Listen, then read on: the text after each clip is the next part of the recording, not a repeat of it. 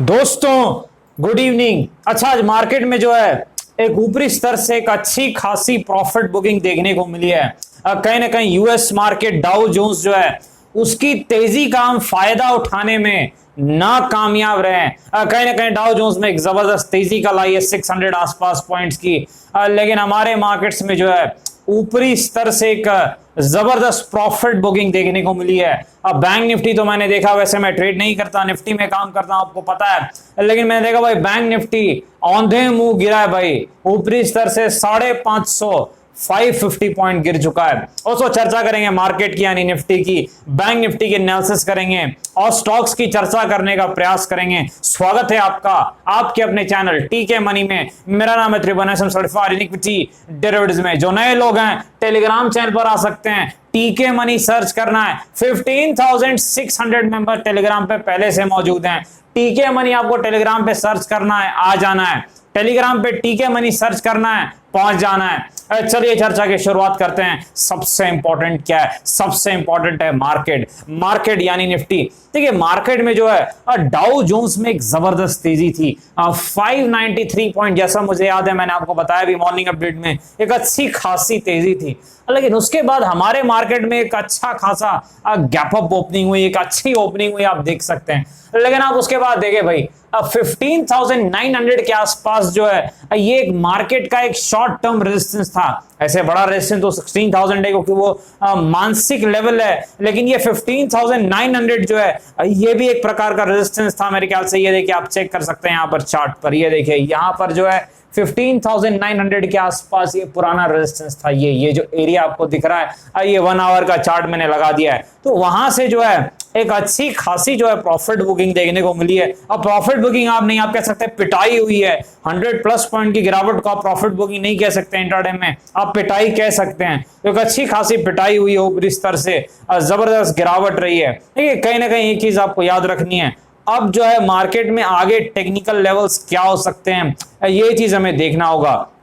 उससे पहले जो है विक्स एक बार देख लेते। देखिए विक्स जो है, इंडिया विक्स जो है वॉलेटिलिटी इंडेक्स वो 14.7 के आसपास है। इसका मतलब वॉलेटिलिटी ठीक है, वो काबू में है, बेकाबू नहीं है, वो ठीक है।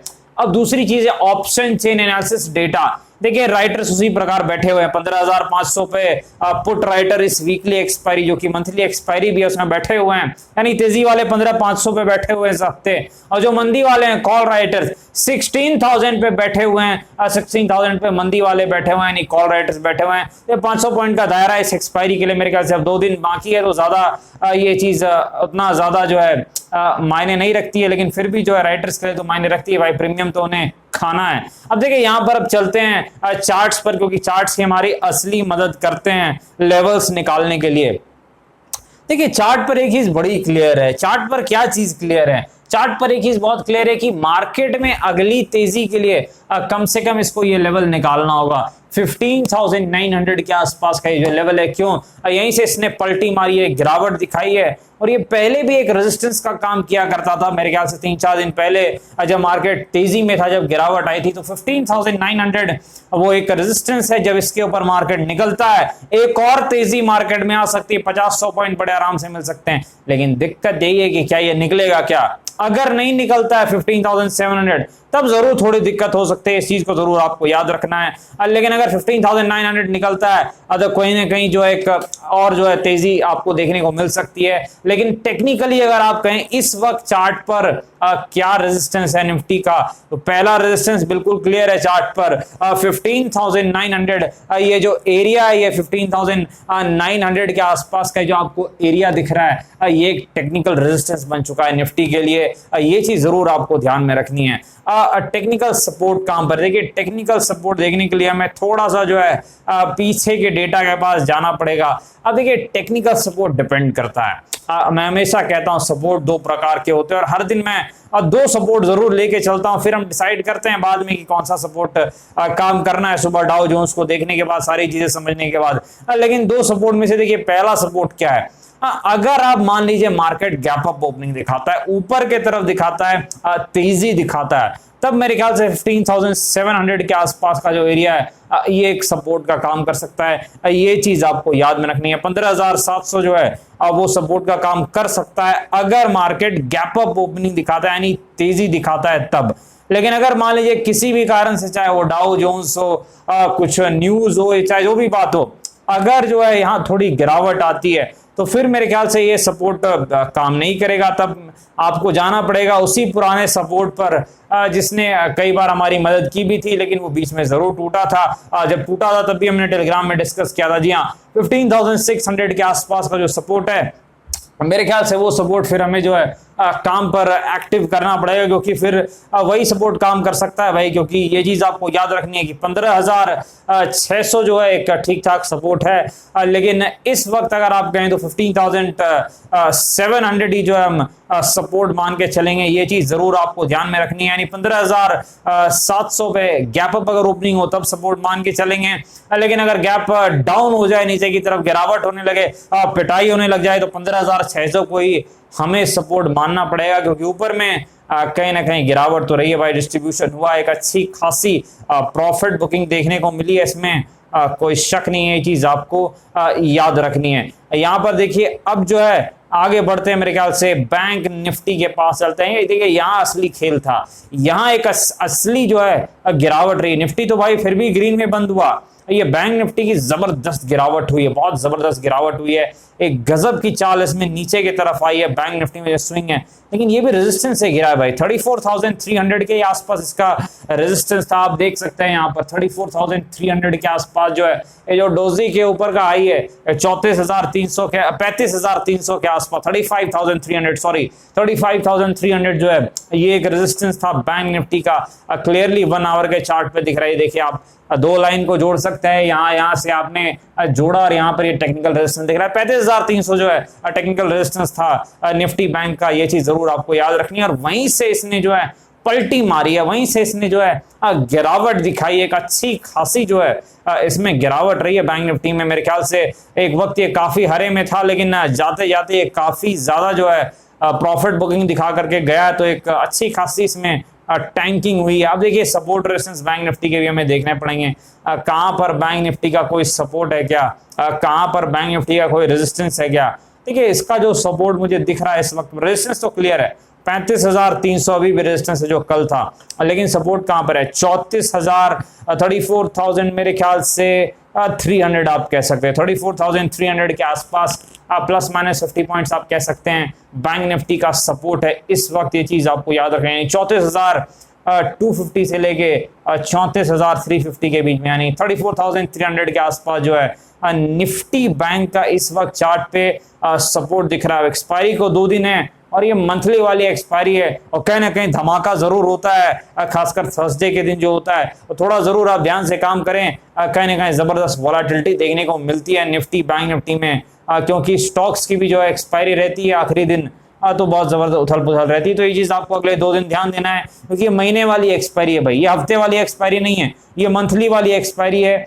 तो इसमें कहीं ना कहीं इन चीजों का आपको जरूर ध्यान में रखना है। चलिए आगे बढ़ते हैं भाई, आगे चलते हैं किसके पास, एशियन पेंट्स के पास चलते हैं। देखिए फंडामेंटली स्ट्रॉन्ग स्टॉक है, बहुत ही अच्छी कंपनी है, लॉन्ग टर्म कोर पोर्टफोलियो का स्टॉक है। लेकिन जब ये 2300 के सपोर्ट पे था तब मैंने कहा था एक बहुत ही अच्छा सपोर्ट है, अब बाउंस बैक आना चाहिए, लेकिन अब बात बहुत ऊपर तक जा चुकी है, तो कहीं ना कहीं बेस्ट यही रहेगा ये जब बात नीचे की तरफ आए, कोई एक अच्छा टेक्निकल लेवल सपोर्ट टाइप का है तभी ज्यादा बेटर रहेगा। पहला सपोर्ट कहां पर है भाई, 2600 से लेके 2700 के बीच में ये जो जोन है आप देख सकते हैं 2600 से 2650, यानी कहीं ना कहीं वही आसपास जो जोन है 2650 के आसपास एशियन पेंट का सपोर्ट आप कह सकते हैं, वो एक टेक्निकल सपोर्ट है एशियन पेंट का।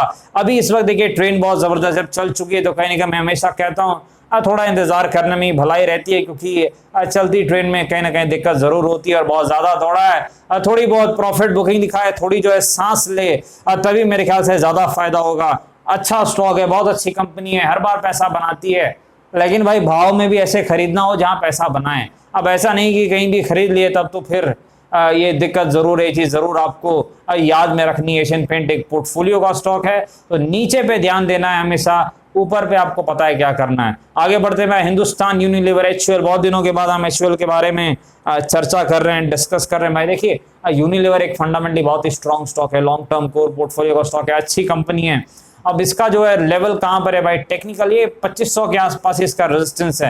ये रेजिस्टेंस के आसपास अगर क्लियर करता है तो मेरे ख्याल से एक और तेजी इसमें देखने को मिल सकती है टेक्निकली। अब फंडामेंटली जरूर एक अच्छी चाल आ चुकी है, लेकिन कह सकते हैं इसके ऊपर देखने को मिल सकती है तेजी हिंदुस्तान यूनिलीवर में। और जो सपोर्ट है HUL यूनिलीवर का कहीं ना कहीं 2300 के आसपास शिफ्ट हो चुका है, ये चीज जरूर आपको याद रखनी है। 2300 के आसपास HUL हिंदुस्तान यूनिलीवर का सपोर्ट है। डिविडेंड यील्ड भी अच्छा देते हैं, 2% के आसपास की यील्ड है। स्टेबल स्टॉक है, थोड़ा ये बैंक FD टाइप का स्टॉक है, चलता भी कम है, गिरता भी कम है, लेकिन मैं हमेशा कहता हूं हर चीज को अच्छे लेवल पर लेना है। 2150 के आसपास मुझे याद है जब अच्छे सपोर्ट पे था, मैंने चर्चा भी की थी टेलीग्राम चैनल पर, और काफी लोगों ने जो है उस चर्चा का फायदा उठाकर मजे भी किए हैं। ये चीज मुझे पता है क्योंकि उन्होंने मुझे बताई है। चलिए आगे बढ़ते हैं भाई, नौकरी के पास चलते हैं। नौकरी मतलब क्या, इन्फो एज।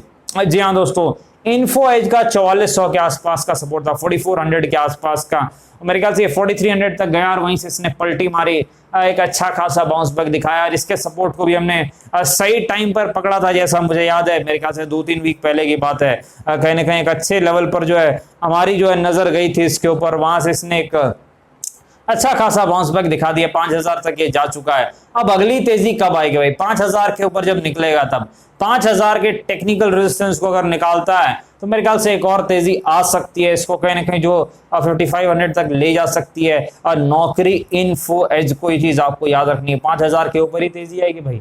5000 के रेजिस्टेंस को निकालेगा तभी 5500 जा सकता है, अदरवाइज बीच में जो है अब फंस सकता है। चीज आपको याद रखनी है, क्योंकि सपोर्ट से बाउंस तो आ गया, यानी मजे जिन्हें लेने थे उन ट्रेडर्स ने मजे तो ले लिए। अब एक और ट्रेडर्स आने चाहिए मार्केट में मजे लेने के लिए, तभी जो है कहीं ना कहीं ऊपर की तरफ तेजी दिखेगी। ये चीज आपको याद रखनी है। कहीं ना कहीं टेक्निकल सपोर्ट कहां पर है, टेक्निकल सपोर्ट वहीं पर है भाई जहां पर पहले था। अब 4400 के आसपास टेक्निकल सपोर्ट है। अब आगे बढ़ते हैं भाई, नेस्ले के पास चलते हैं। नेस्ले, देखिए नेस्ले फंडामेंटली बहुत स्ट्रॉन्ग स्टॉक है, आपको पता है, लॉन्ग टर्म कोर पोर्टफोलियो का स्टॉक है। 16000 के सपोर्ट के आसपास जब ये आया था, अब मैंने टेलीग्राम चैनल पर डिस्कस भी किया था, काफी लोगों ने जो है अच्छा खासा जो है वहां पर भी काम किया, क्योंकि देखिए ये ज्यादा चलने वाला स्टॉक है नहीं, ये चलता भी कम है, गिरता भी कम है। मैंने हमेशा कहा भाई ये बैंक FD टाइप के स्टॉक हैं, कहीं ना कहीं स्टेबल रहते हैं, ज्यादा रिस्क नहीं है और रिवॉर्ड भी उतना अच्छा नहीं इसलिए मिलता है, लेकिन स्टेबल रहते हैं। 10-12% बड़े सेफली मिल गया है, कहीं ना कहीं 16000 से 17600 पे इस वक्त है, लेकिन एक वक्त तो 18000 तक भी गया था। अब इसका रेजिस्टेंस कहां पर है नेस्ले का, देखिए नेस्ले का 18500 के आसपास कुछ रेजिस्टेंस दिख रहा है, 18500 के आसपास जो है नेस्ले का रेजिस्टेंस है। ये चीज आपको याद रखनी है। सपोर्ट कहां पर है, सपोर्ट वहीं पर होना चाहिए भाई, 16300 के आसपास टेक्निकल सपोर्ट है। किसका, इसका भाई नेस्ले का। नेस्ले का सपोर्ट कहां पर है, 16300 के आसपास है नेस्ले का टेक्निकल सपोर्ट। ये चीज जरूर आपको ध्यान में रखनी है, फंडामेंटली स्ट्रॉन्ग स्टॉक है, कोई दिक्कत नहीं है। अब बढ़ते हैं भाई HDFC AMC के पास। देखिए HDFC AMC भी जब सपोर्ट के आसपास 2750 के आसपास टेलीग्राम पे हमने डिस्कस किया था, अच्छी खासी चाल दिखाई। 3000 प्लस जब ये गया तो हमने कुछ कहा था कि भाई कहीं ना कहीं कुछ प्रॉफिट बुकिंग जरूर इसमें आ सकती है, और प्रॉफिट बुकिंग आई है। अब सपोर्ट कहां पर है भाई, 2800 के आसपास इसका सपोर्ट है। 2800 के आसपास HDFC AMC का सपोर्ट है। फंडामेंटली बहुत ही स्ट्रॉन्ग स्टॉक है, लॉन्ग टर्म कोर पोर्टफोलियो का स्टॉक है।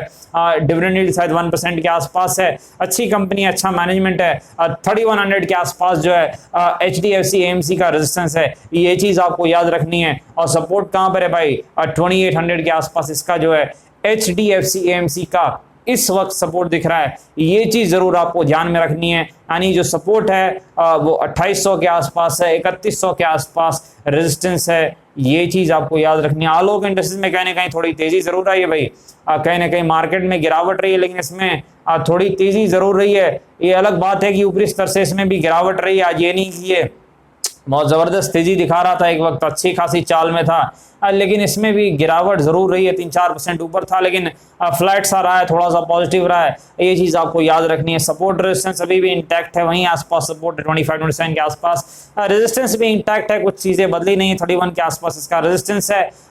अगला बड़ा रेजिस्टेंस हो 40-45 के बीच में, ये चीज जरूर आपको ध्यान में रखनी है। डिस्क्लेमर आपको पता है, वीडियो एजुकेशनल इन्फॉर्मेशनल पर्पस करके अपने फाइनेंशियल एडवाइजर से बात करके फैसले बाजार में काफी जोखिम में थोड़ा ध्यान से काम करें। धन्यवाद।